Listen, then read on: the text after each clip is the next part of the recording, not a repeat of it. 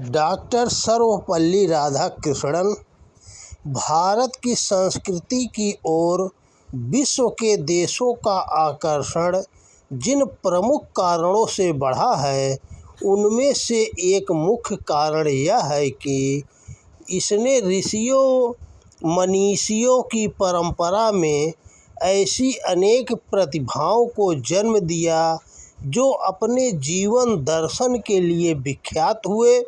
भारत भूमि का यह एक चमत्कारिक पक्ष है कि उसने अपने आध्यात्मिक चरित्र को अगर संस्कारों के निर्माण में उपयोग किया तो वही शिक्षा को भी वह स्वरूप प्रदान किया जो उसे ऋषियों व मुनियों से विरासत में मिली थी।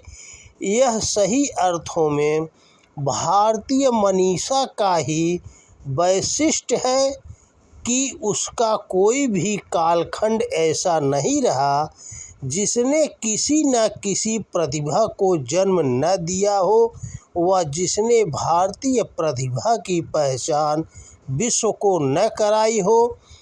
प्रसिद्ध विचारक मैथ्यू आर्नल्ड ने कहा था, विश्व के सर्वोत्कृष्ट कथनों और विचारों का ज्ञान ही संस्कृति है, और उनका यह कथन ऋषियों की परंपरा में जन्मे डॉक्टर सर्वपल्ली राधाकृष्णन पर सर्वथा चरितार्थ होता है।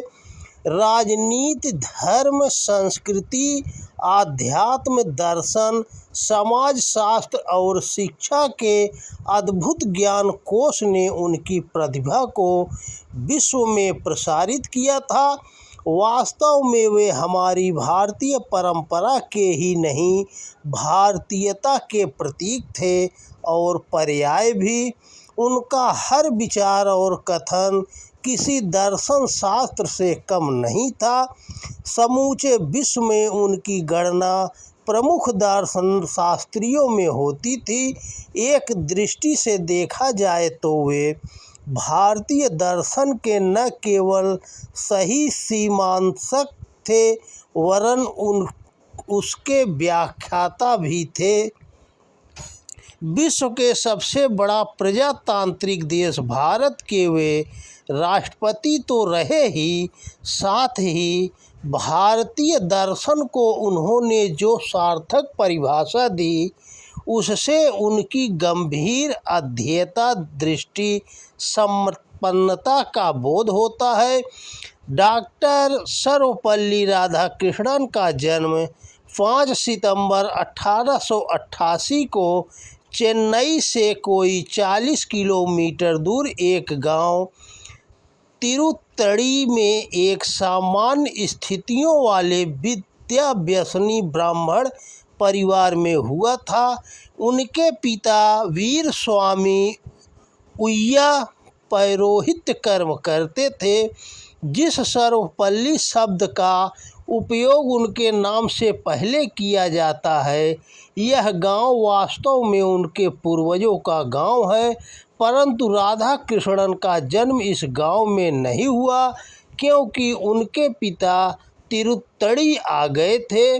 हम जब उनकी प्रतिभा और संस्कारों पर दृष्टिपात करते हैं तो यह बोध सहज ही होने लगता है कि निश्चय ही उनमें धर्मानुरागिता और ईश्वरानुराग जीवन के प्रारंभिक काल से ही पैदा हो गया था और इसके लिए उनके परिवार का वातावरण मुख्यतः जिम्मेदार था।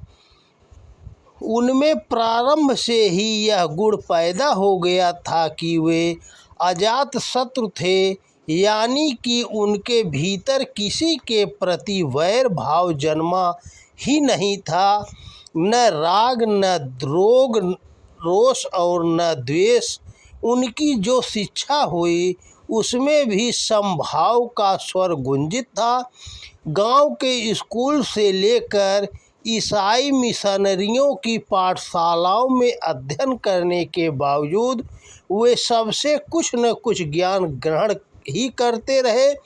अपने राष्ट्रपति काल में उन्होंने अनेक देशों की यात्रा की, लेकिन प्रत्येक यात्रा में भारतीय संस्कार ही उनके सहचर रहे।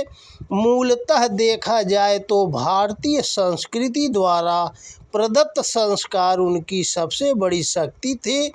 उन्होंने अपनी शिक्षा केवल भारतीय पाठशालाओं और विश्वविद्यालयों में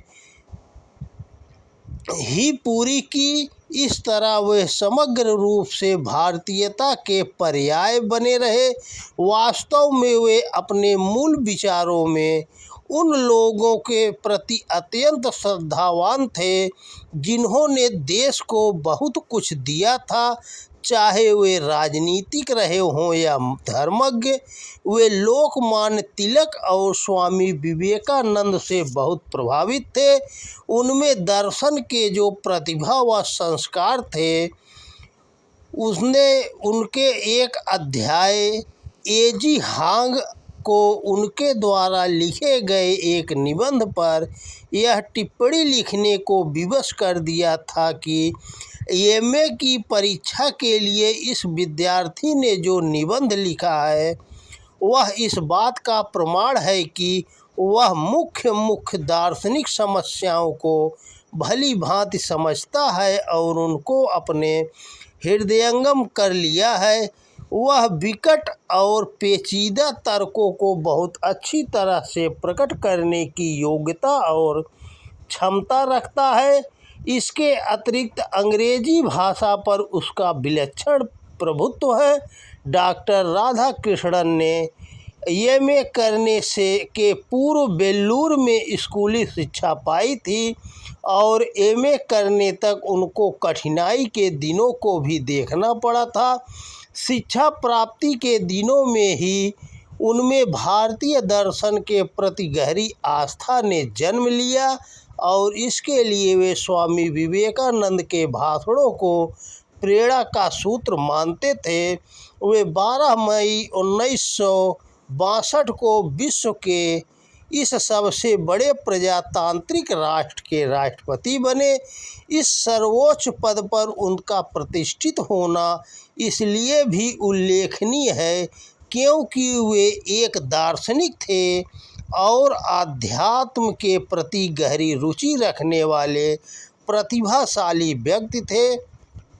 उन्होंने अनेक गौरवशाली पदों पर रहकर अपनी सूझबूझ और विद्वता का परिचय दिया था।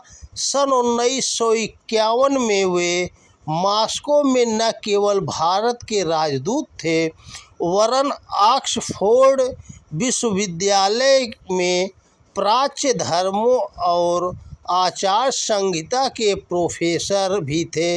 यह कितना आश्चर्यजनक तथ्य है कि मात्र 20 साल की आयु में वे मद्रास के प्रेसिडेंसी कॉलेज में दर्शन और तर्कशास्त्र के सहायक प्राध्यापक बन गए थे। वे 1911 में एमए हो गए थे।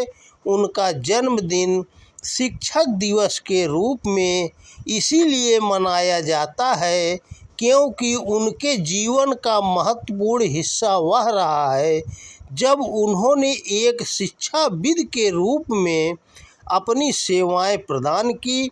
अपने अध्यापन काल में वे हमेशा छात्रों की सहायता करते रहे, इसलिए उनके प्रति छात्रों की असीम श्रद्धा रही। कम आयु में ही उनके दर्शन ने बड़ी बड़ी प्रतिभाओं और विद्वानों को प्रभावित कर रखा था। 32 वर्ष की आयु में उनके 2 महत्वपूर्ण ग्रंथों का प्रकाशन हुआ था। एक ग्रंथ है the rain of religion in contemporary philosophy और द फिलॉसफी ऑफ रविंद्रनाथ। उल्लेखनीय तथ्य यह भी है कि राधा कृष्णन हमारे प्राचीन ग्रंथों, उपनिषद, दर्शन शास्त्र और अन्य आध्यात्मिक ग्रंथों के अध्येता थे। उनकी प्रतिभा को पहचान कर कोलकाता विश्वविद्यालय ने उन्हें प्रोफेसर नियुक्त किया था और इस विश्वविद्यालय के कारण उनकी ख्याति में अभूतपूर्व वृद्धि हुई थी।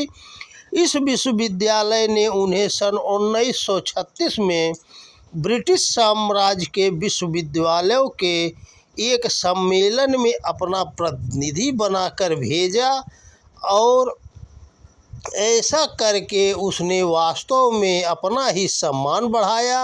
अपने जीवन के प्रारंभिक काल से ही उन्हें चमत्कारिक ख्याति और सम्मान मिलने लगा था, जो उनकी जन्मजात प्रतिभा का प्रमाण कहा जाएगा। सन 1931 में वे जब आंध्र विश्वविद्यालय के कुलपति बने, तब तक उनकी ख्याति विश्वव्यापी हो चुकी थी। डॉक्टर सर्वपल्ली राधाकृष्णन के जीवन के अनेक पक्ष रहे हैं। उनके जैसी प्रतिभाएं बहुत कम जन्म लेती हैं। एक ओर वे आदर्श और परदुखकातर शिक्षक थे, तो दूसरी ओर उनमें राष्ट्रीय भावना के साथ संस्कृति के प्रति गहरी आस्था भी थी। वे संस्कृति की अनेक विशेषताओं को स्वीकारते हुए भी उन्हें भारतीय दर्शन का अंग मानते थे। शिक्षकों के हित संवर्धन के प्रति उनकी चिंता हमेशा बनी रही। उन्होंने अनेक देशों के गूढ़ विषयों पर भाषण देकर अपनी विद्वता को प्रमाणित किया था। इसीलिए अनेक देशों के दर्शन शास्त्री भी उनको महान दार्शनिक और प्राच्य धर्मों की आचार संहिता का गहन अध्येता मानते रहे। काशी हिंदू विश्वविद्यालय का उनका कार्यकाल भी अत्यंत महत्वपूर्ण माना जाता है। एक महान शिक्षा शास्त्री होने के साथ साथ दर्शन शास्त्र के मनीषी की यह प्रतिभा विलक्षणता का समुच्चय कही जाएगी।